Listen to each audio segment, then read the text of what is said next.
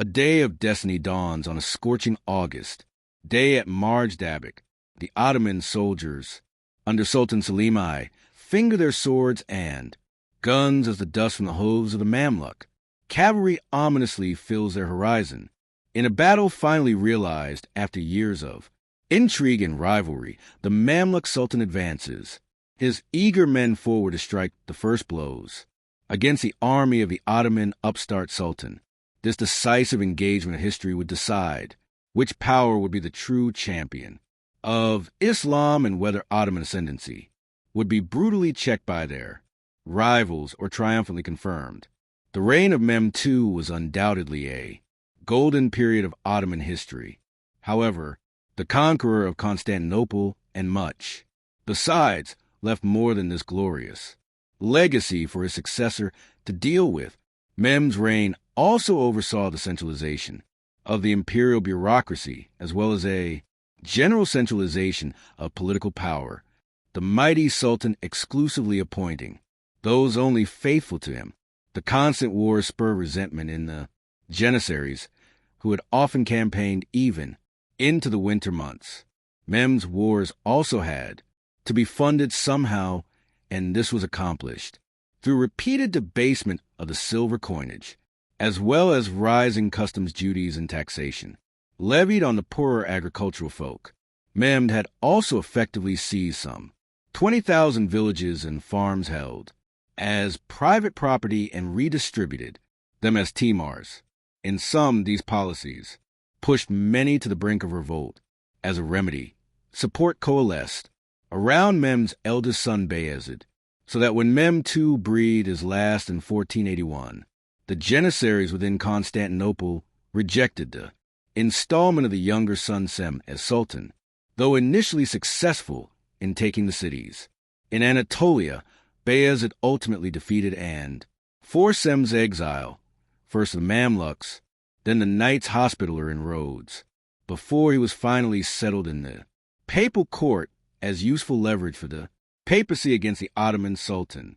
Meanwhile, Bayezid renounced his father's aforementioned policies and quickly consolidated his own hold on power. Despite his assistance in securing the Sultanate, Bayezid had Gedik Ahmed assassinated, the latter keen to continue Mem II's push into Italy. Desiring to win his own reputation with the army, Bayezid elected to take on the Principality of Moldova. His great father had never fully subjugated it, and now Bayezid secured great success, taking Ackerman and Kilia in 1484. Yet though success was enjoyed in the west, to the east the situation was deteriorating. Though Sem had fled to the Mamluks, they had been careful not to afford him the usual courtesy and pomp due to a sultan. The meeting between Kate Bey and Sem was held in the courtyard of Cairo's citadel and not in the throne room. The Mamluk Sultan also failed to stand in Sem's presence, another conspicuous sign of support for Bayezid. Despite all of this, Kate Bey's conduct towards Sem was mixed at best, allowing the Ottoman pretend to the freedom of Cairo, and indeed Sem stayed unmolested in Egypt for several months, something Bayezid likely frowned upon. In 1482, Sem made another bid for the Ottoman throne. The Mamluk Sultan declined to offer any material support for the pretender, but did allow his attempt.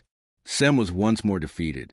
In August of that year, beginning his long role as a diplomatic weapon for Western powers, Kate Bey's neutral stance was, with hindsight, a huge strategic error given rising tensions over eastern Anatolia. The Ottomans had also never been shy about their ambitions of one day controlling the holy places of their faith and ruling as the uncontested premier Muslim power. By the later 15th century, the Mamluks broadly adopted a conservative and defensive stance, working to ensure the integrity of their borders rather than on expansion, applied to a potential invasion of Syria. This consisted in holding the key passes of the Taurus Mountains, as well as controlling the fords and crossing points of the Euphrates River. Another important plank in their defensive strategy was their subordination of the Turkoman tribes residing in Cilicia, and thus their indirect control over the passages through the mountains. Finally, Karaman's existence as an allied, or at the least an Ottoman hostile neighbor, also soothed concerns over an invasion from the north.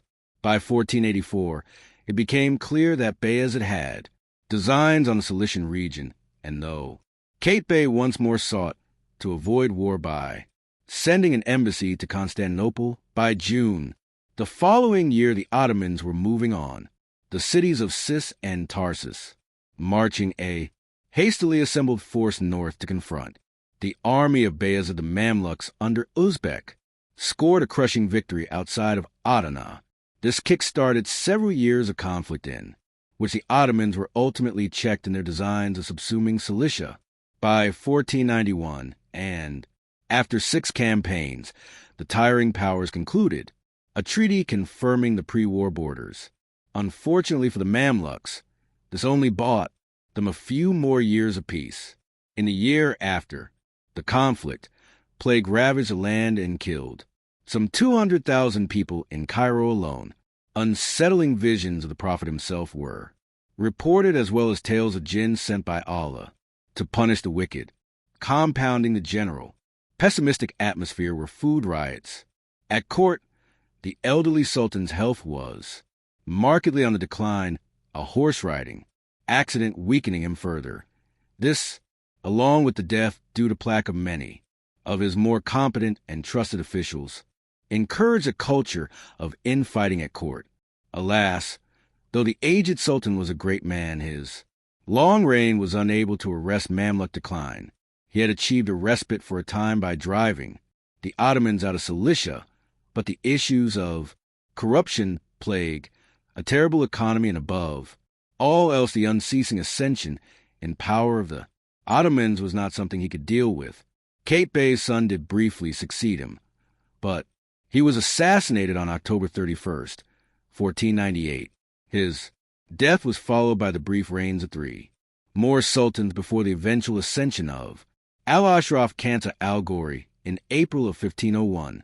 Meanwhile, though Sem's existence in the lands of the Knights Hospitaller of Rhodes, and then the papacy did temper Bayezid's own policies, especially towards the European powers. The threat of his release was removed with his death in February of 1495. The Venetian War proved successful in driving the Republic out of its holdings in the Peloponnese, and also showcased that the Ottomans were now a true naval rival. Though Otranto and its garrison had been effectively abandoned on the ascension of Bayezid, the Sultan was also a clear and potent player in the Italian sphere. From around the turn of the century onwards, Bayezid's administrative policies began to heighten tensions in Anatolia among certain groups. Potent Turkoman peoples in the steppes, Taurus Mountains, as well as in the regions of Tokat and Shivas, were staunchly opposed to Ottoman centralization and its systemic taxation. Throw into this toxic mix the strong adherence of these Turkoman groups to Shiite Islam, and the region was certainly a powder keg primed to explode, adhering to a form of Islam starkly apart from the orthodox Sunni form of the Ottoman establishment. The so-called Kizilbash, or red heads, derived from the red-colored head garment they wore, were crushed by Mem II following his defeat of Uzn Hasan in 1473. In around 1500, one Ismail Safavi set about overthrowing the Akoyunlis, vanquishing the last sultan in 1503, with the Safavid Empire established under a similarly heterodox religious leader. The Turkoman malcontents in Anatolia now had a powerful nexus around which to oppose their Ottoman overlords. With thousands of angry Turkoman adherents to Ismail and Ottoman lands, the situation in the east had become precarious, to say the least. Ismail boldly made it known, like Timur and Uzun Hasan prior, that he would annex Anatolia into his own domains. To test the viability of his ambitions, Ismail sent his brother to raid the province of Selim, son of the Sultan, in 1505. Selim, managed to drive him out with much bloodshed, even prompting Shah Ismail to complain of the ferocity of Selim's counter-raids into western, Safavid territory. Bayezid declined to return the weapons seized by his son, but did attempt to secure peace by sending rich gifts to Ismail. Selim was not as forgiving.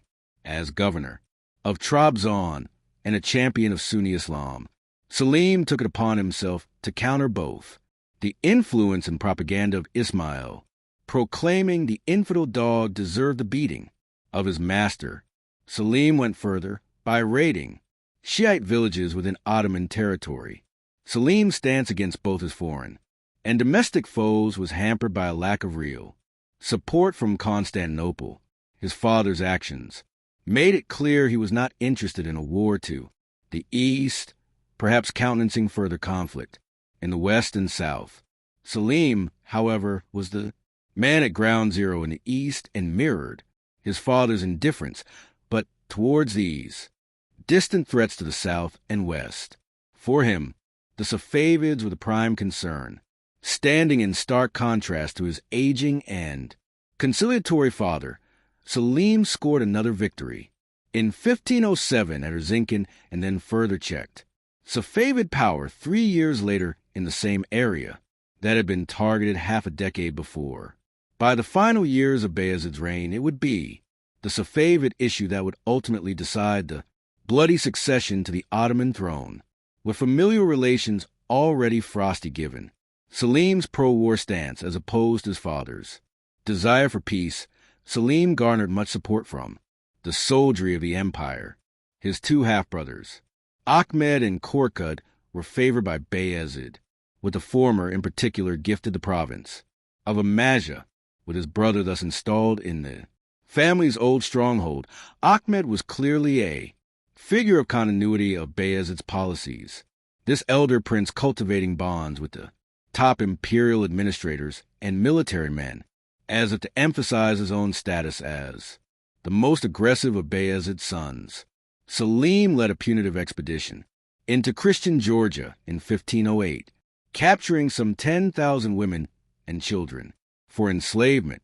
As an ally and sometime vassal of the Safavid enemy, Selim's campaign into Georgia served multiple functions. It brutally demonstrated to the greater foe that he was more than willing to use force of arms to crush the empire's enemies. His Georgian adventure was further evidence he was a man apart from both his pro-peace father and favored half-brother Ahmed. Selim's prestige could thus only be enhanced by the campaign in the eyes of the soldiery, and after making clear his own ambitions for a more aggressive future, his newly enriched and eager supporters and his men now spread enthusiasm for Selim as a desirable alternative to Ahmed. Bayezid, for his part, merely ramped up support for his favorite son. In 1511, matters were further complicated with a pro-Safavid rebellion in western Anatolia. One reaction to the growing support for Ismail within Ottoman borders was to relocate many of these people to farther-flung areas of the empire away from direct Safavid influence. One such large group was placed in Teak. The trouble was led by a charismatic agent of Ismail on April 9th. Sakalu and his following had an easy time picking off Ottoman settlements, barracks, and gathering livestock and plunder from their hiding places in the rugged terrain of southeastern Anatolia. Teak's governor, another son of Bayezid, was absent in Manisa, a closer position to Constantinople, from which to launch his own bid for the throne should his aging father die. Ottoman forces chased the rampaging Shiite rebels across southwestern Anatolia, but met with defeat at Kütahya, with Sakalu's men plundering and even destroying Sunni mosques and Qurans. Bayezid was anxious to make an example of this upstart and sent his Grand Vizier to take on the rebels. This decision also had a political dimension, as Hatem Ali Pasha led the pro-Ahmed faction and, though he directly led the military response, a big show was made of his contact with Ahmed in Amazigh, clearly an attempt to build some gravitas with the army and people over Ahmed's lack of military experience in comparison to Selim. Slipping away from Hadim at Qataya, the Shiite army headed for Shivas.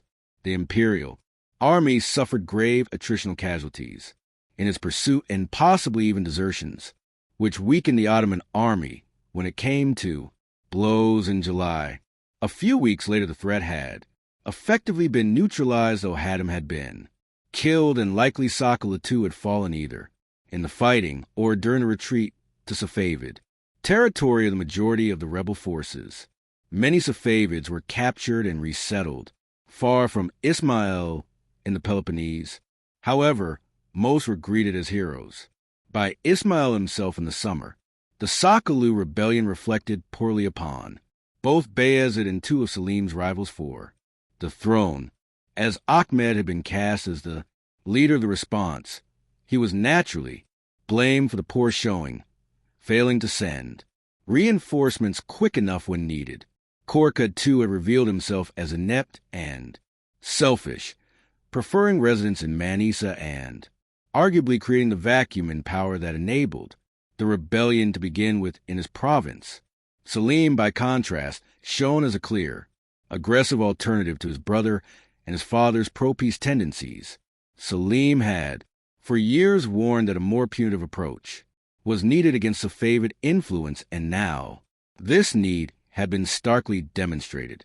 A further blow was struck to Ahmed's faction when his own son Murad defected to Safavids, attiring himself in conspicuous red helm of the Qizilbas. This very public betrayal caused questions over Ahmed's suitability to rule an empire when control of his own son was apparently beyond him. Perhaps sensing this ominous turn in attitude towards Ahmed, Bayezid prepared to abdicate in favor of him. Word inevitably leaked to both Korkut and Selim, the later making his own preparations as he installed his own son as governor of Kiev. Selim ultimately met Bayezid in battle at Korlu, and though defeated, he rallied his hopes in Crimea before gathering a new army of Janissaries behind him. With news of Ahmed's march to Constantinople, pro-Selim and Ahmed supporters clashed in the capital, though Selim's finally compelled Bayezid's acceptance of his younger son as his successor. Selim formally compelled Bayezid's abdication on April 24, 1512, and over the next few months eliminated his brothers, cornering Korkut and Manisa, and then the enraged Ahmed, who sought to conquer Anatolia in retribution for his lost throne. He was defeated at Yenisei and later on strangled. With the throne finally secured, Selim set about dealing with his long-term enemy, the Safavids. They had thrown their support behind the conciliatory Ahmed during the succession struggle and even harbored Murad, his son, using their occupation of the city and province of Diyarbakir as a caucus belly. Selim also had his own scholars brand the Safavids as heretics and thus open to attack. Selim closed his vast territory to Safavid trade, while also sending word south to his other great regional rivals, the Mamluks. In 1514, the septuagenarian Sultan al-Ghawri was informed of Selim's plans and invited to either join the war or stay out of the way. By April of the year, Selim marched out of Constantinople with an impressive force of around 140,000 men.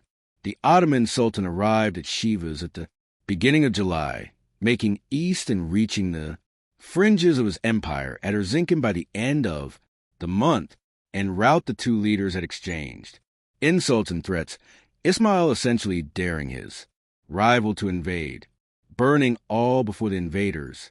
Selim attempted to maintain supplies to his army at Erzurum through having ships sail from the capital to Trabzon and relaying supplies.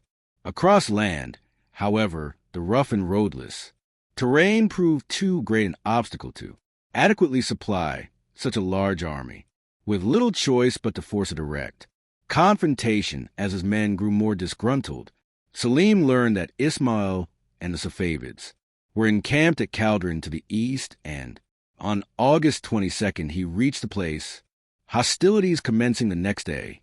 Fortunately for Selim, his army heavily outnumbered Ismail's Safavids, the Ottoman Sultan, fielding around 100,000 men, 12,000 of these musketeers, with 300 cannon carriages, the mostly cavalry force. Of Ismail numbered around 40,000. Selim ordered an early attack, given his numbers, and wishing to deny Ismail time to receive reinforcements. The Ottomans initially pressed the Safavids back and up to the eastern high ground, where they held and loosened their formation to surround the masses of foes below.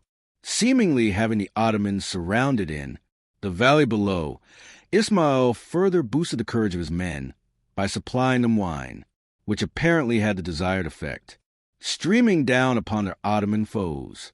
Ismail's confidence was misplaced. Selim's men formed tightly within the hollow Safavid ring. The cannons were set out facing angles with musketeers in support, and as the Safavid cavalry came to close, with infantry following from behind, a great hail of shot was unleashed to shred Ismail's warriors, with thousands of Safavid warriors falling and Ottoman cavalry engaging at other points too. The Safavids had no choice but to fall back, though Ismail himself was said to have fought bravely, killing several enemy warriors before himself, having to withdraw with a wound to his hand. With the earth at Caldron stained with enemy blood, Selim cautiously held his men back from pursuit, fearing a possible trap. Though Ismail had escaped, thousands of his men had fallen, with a few of his closest counselors and several provincial governors among their number. Selim carefully advanced on Tabriz, whose residents freely surrendered to Ottoman authority, occupying the city on September 5th. Selim fully expected to winter there and continue his dismantling of Ismail's empire in the next campaigning season. However, upon hearing this, his exhausted men became mutinous, reluctantly withdrawing west after just 8 days in the city. Selim had to content himself with the securing of his eastern border over the complete destruction of his foes. He also gained the key territory of Diyarbakir. Ismail himself had had his own aura of invincibility shattered at Caldron and degenerated into frequent drunkenness as his empire was undoubtedly weakened. With the Safavids neutralized, Selim could now focus his attention south to the other great power, and arguably the leading Sunni Muslim power, given their possession of both Mecca and Medina. The Mamluks, though undoubtedly in decline, still held these holy cities, this distinction, one that Selim coveted for himself and his arguably more deserving empire. Other reasons for his confrontation of the Mamluks was the very real possibility of a future alliance between them and the Safavids.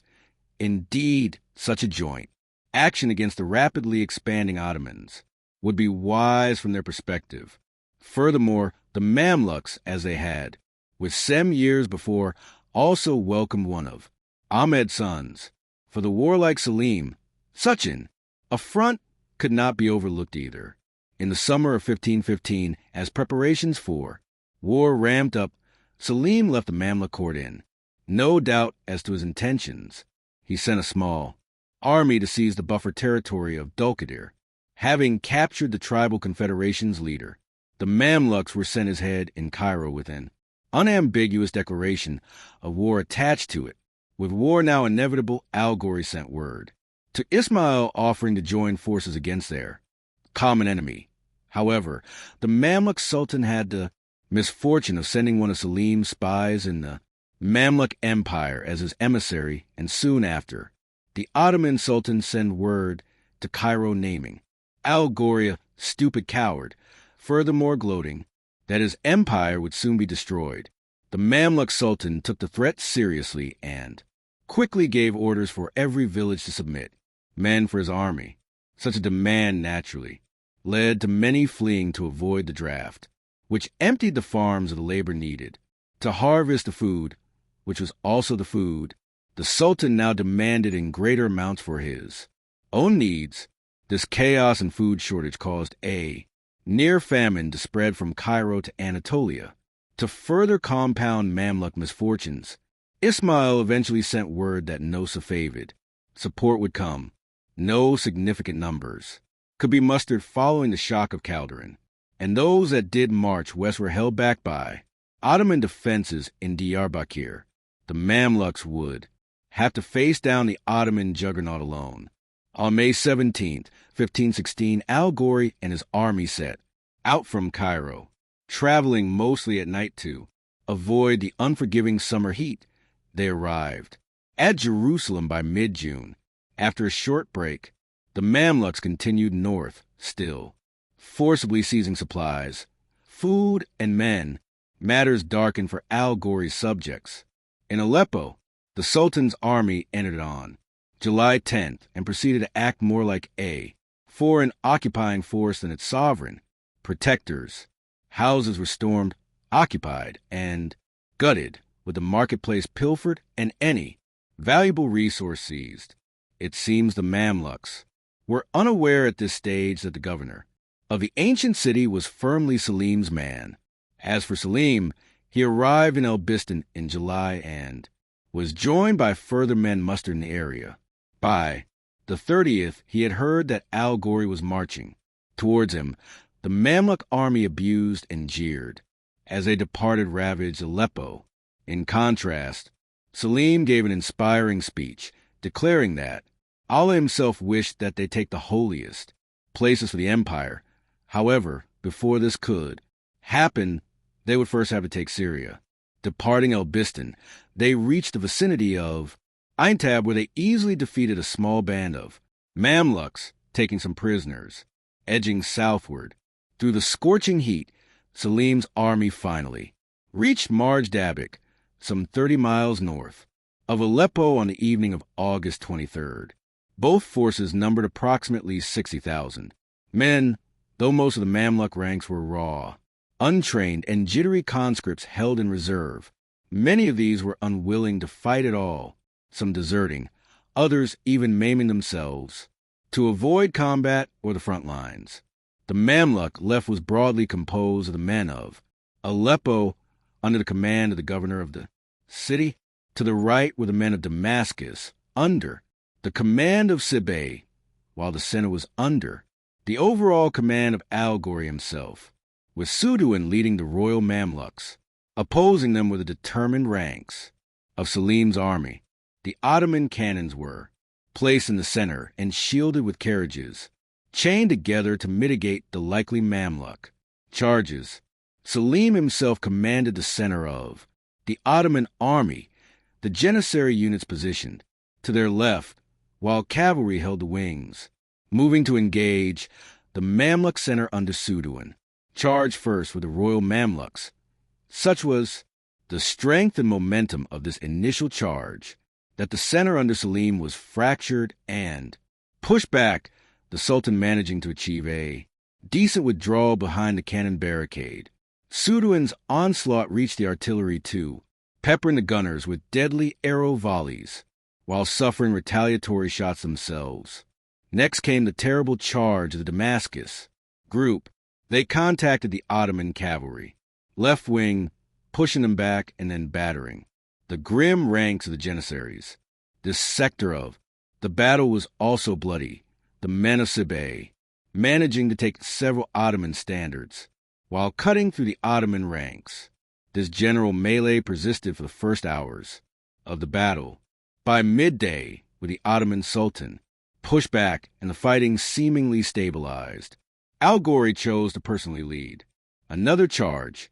It was around this time that the first disaster struck the Mamluk forces, as both Suduan and Sibay fell, leaving their groups bloodied and leaderless, while the Sultan's charge lost its momentum. Meanwhile, Selim from his position decided this was a good moment to push his right wing forward. Around the same time, the Mamluk Sultan may have received his questionably loyal lieutenant and leader of the left wing care. He argued that surrender was the best option as the Ottomans were moving to surround them. The Sultan was likely already suspicious of care, so no decision was made then. However, while al-Ghawri was guarded, word soon spread of the coming envelopment, with Selim's right wing closing in.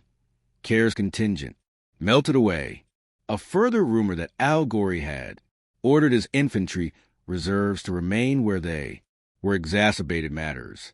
The already jittery ranks now began to slip away too. The septuagenarian Mamluk Sultan initially attempted to stiffen the resolve of his men. This is the moment to take heart. Fight, and I will reward you. Alas, his words fell on deaf ears. Then, shortly after the words left his mouth, al-Ghawri himself stiffened in the saddle, and one side of his body fell into paralysis.